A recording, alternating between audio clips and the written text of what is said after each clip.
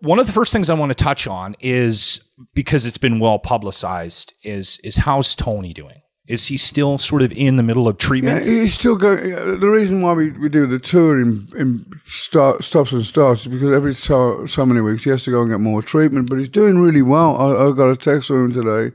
He's doing really well. Good. It can't be much fun.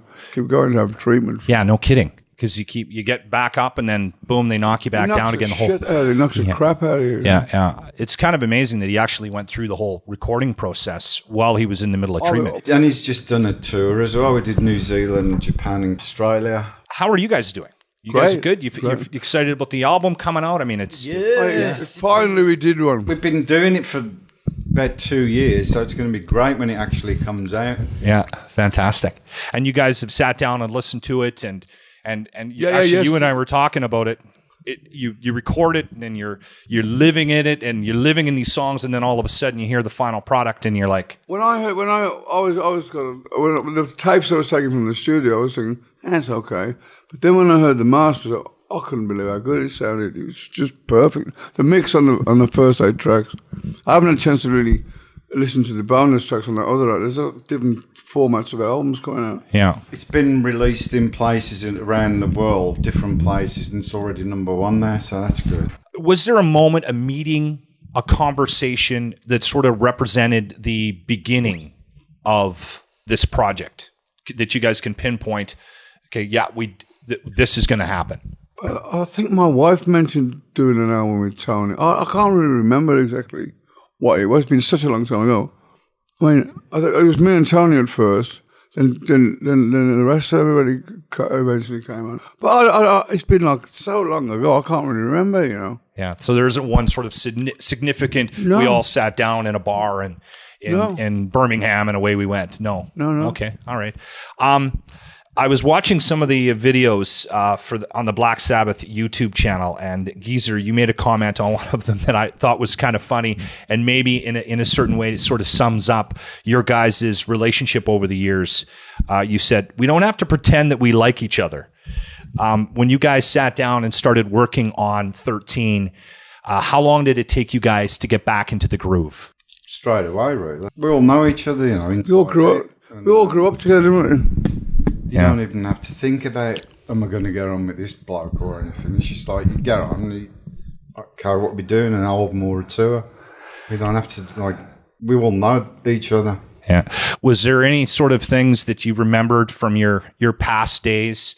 Maybe he'd shoot his fingernails or something, and then all of a sudden you guys are back together again after a number of years, and it's like, oh, that was annoying. Yeah, I remember when he used to chew his fingernails.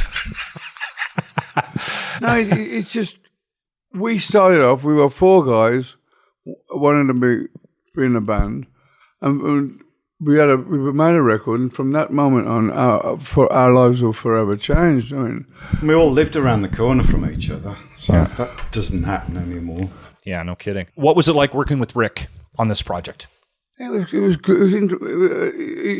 He's a guy I've known for a long, long time, and every time I've run into him from time to time, he'd say, well, is there any chance of Sabbath getting back together? Because if you do, I want to be the producer. I would love to make a record. In fact, many years ago, I went round to his house, and he had these big speakers in his house playing all the old Sabbath stuff, and he would stop the record and go, when you did that, did you ask me questions? And I'd be like, I don't know.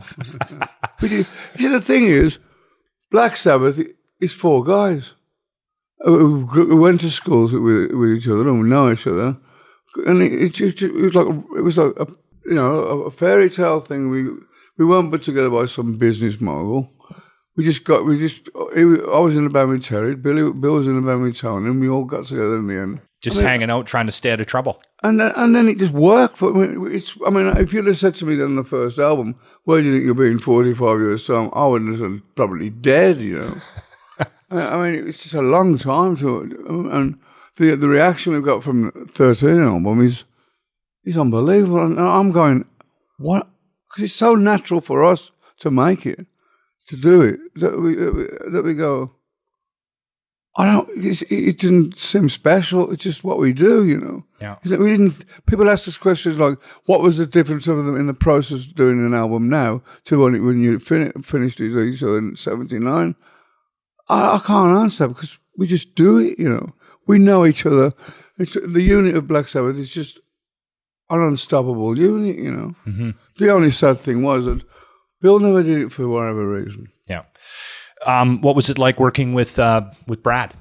It was marvelous. It was that was Rick Rubin's idea to bring Brad in, and it was sort of a great move on Rick's part because Brad fitted right. Great fit. Yeah, with the style of music that we were doing.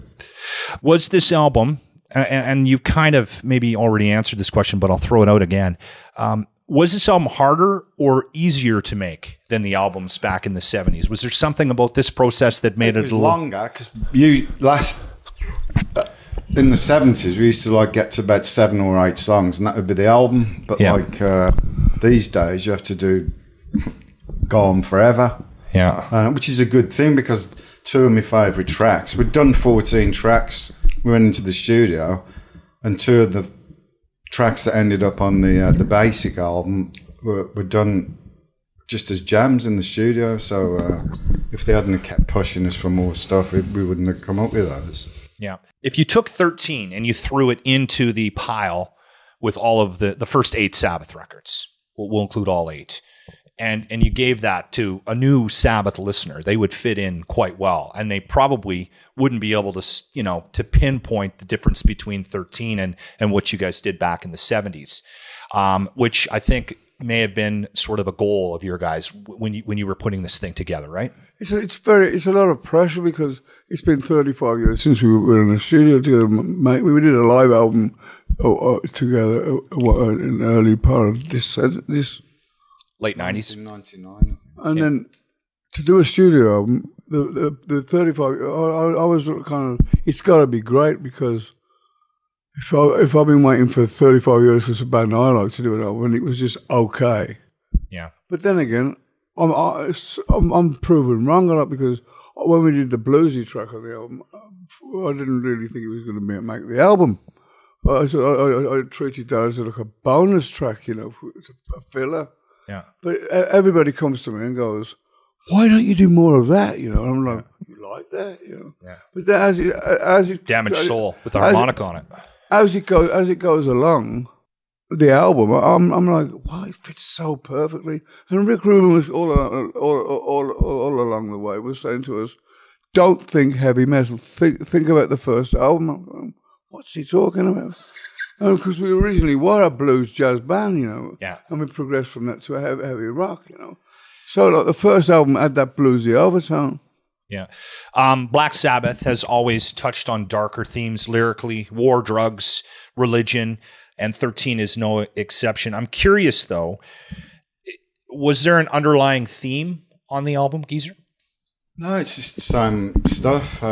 Religion, war, politics,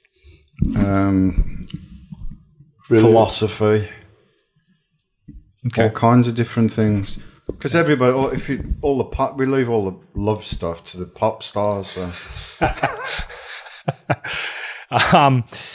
You mentioned actually the bluesier song on the album, and I love the harmonica on "Damaged Souls." Actually, it's one of the highlights for me. But I'm a blues guy, big blues guy, and I think that's why I gravitated towards your music when I was growing up.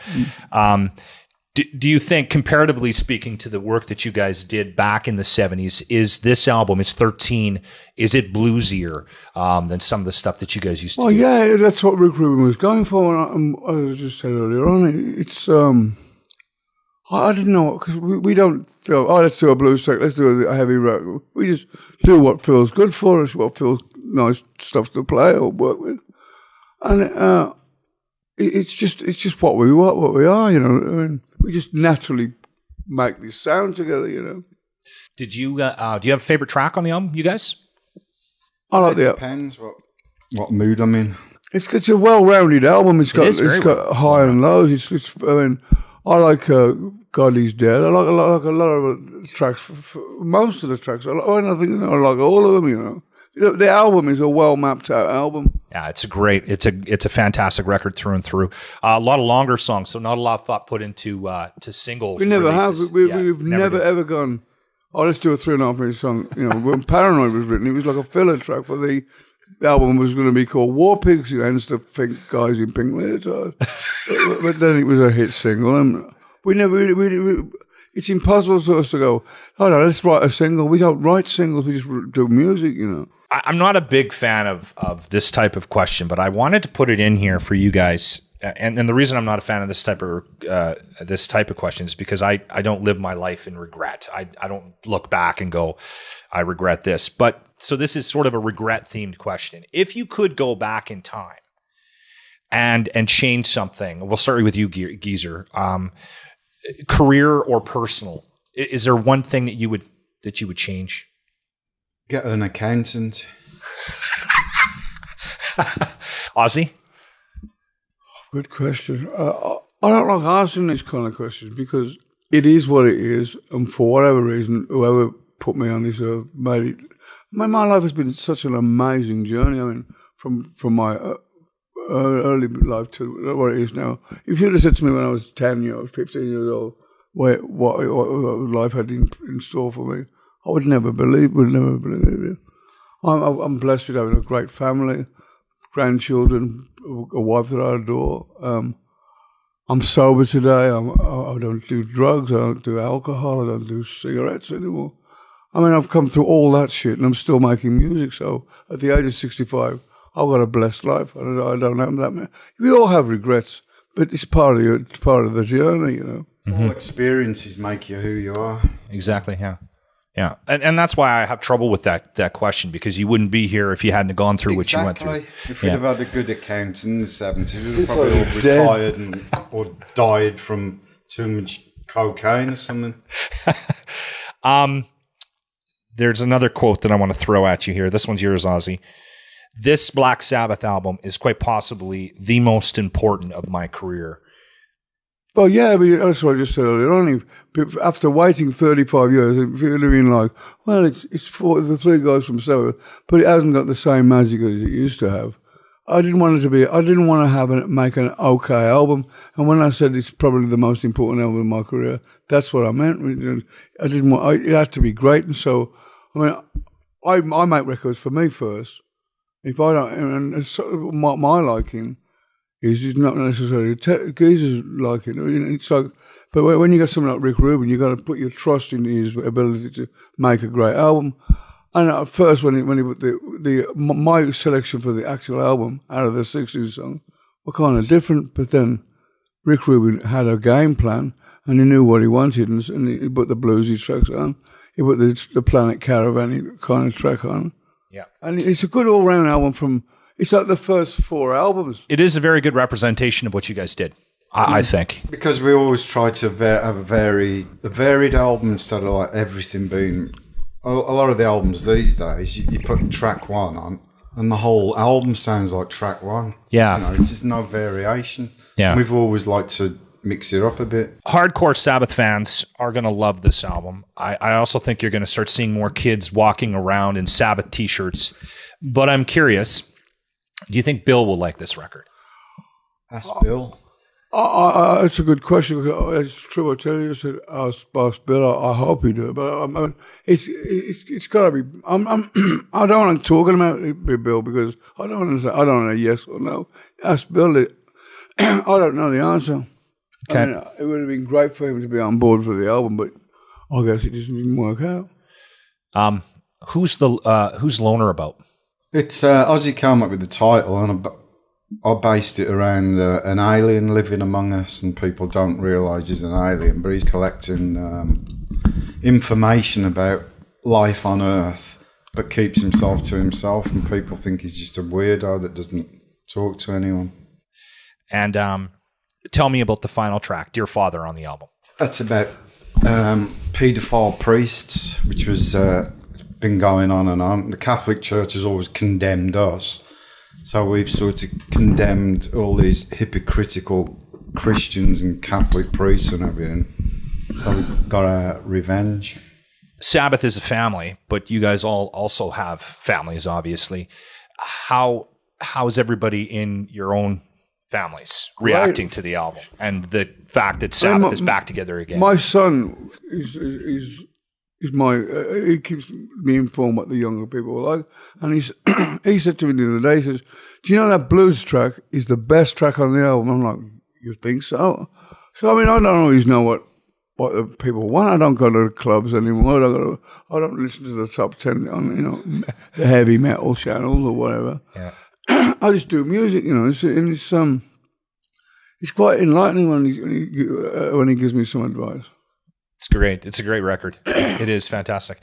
Listen, thank you very much for doing this. Thank you. Thank you very much.